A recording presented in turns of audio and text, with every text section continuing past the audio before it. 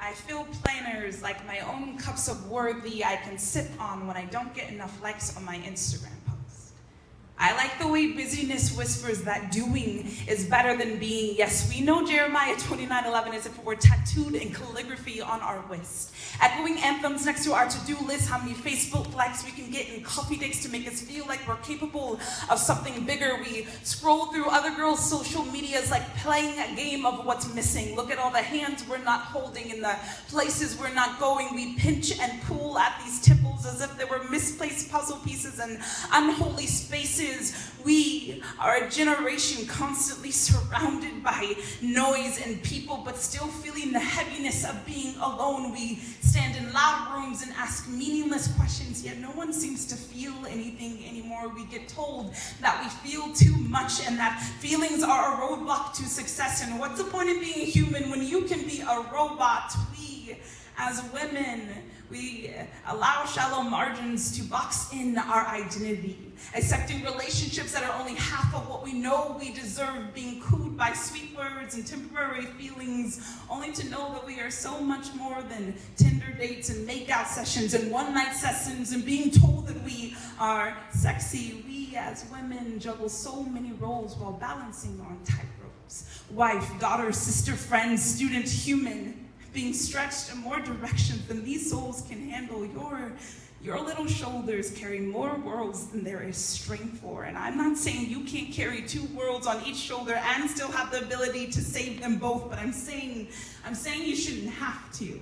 I'm saying you shouldn't have to wear the superwoman cape while crying the damsel in distress tears, but baby, you are no damsel in distress either. You are a lion's roar in the guts, because that's where strength happens and redemption is born. And in that moment, you know that you are purposed, that you are so much more than this world says you are, baby girl. You are an all-encompassing solar system with freckles as stardust, and you are Milky Way of stardust and grace, and he has written your name on the book of life, and that book will weigh so much more than the faces we plaster on ourselves to pretend that we're someone we're not. So much more than a world that screams that we are nothing, and quite the contrary, you are everything. You are handcrafted by the God of this universe, and when he sculpted your frame, he tucked worthy in your spine and loved in your ribcage, and he says that you are good and filled with wisdom. And yes, sometimes you are a stumbling mess of a human being, and that's the best part. And you don't have to have it all together all the time. You can let the mascara run down your face sometimes, and you can let someone's shoulder be your safe haven, and you can admit it. I'm broken.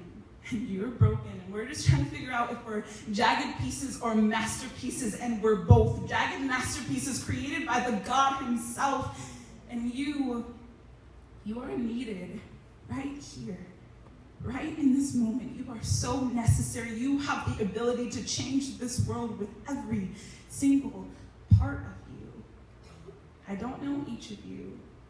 I don't really know any of you at all, but I know that there are things that you tell yourself when you don't measure up. You say the nastiest of things to yourself when you stare at your reflections in the mirror, and I have one thing to say. I have to say that those are all lies, because you are so necessary, so purposed, so loved, and so needed right here.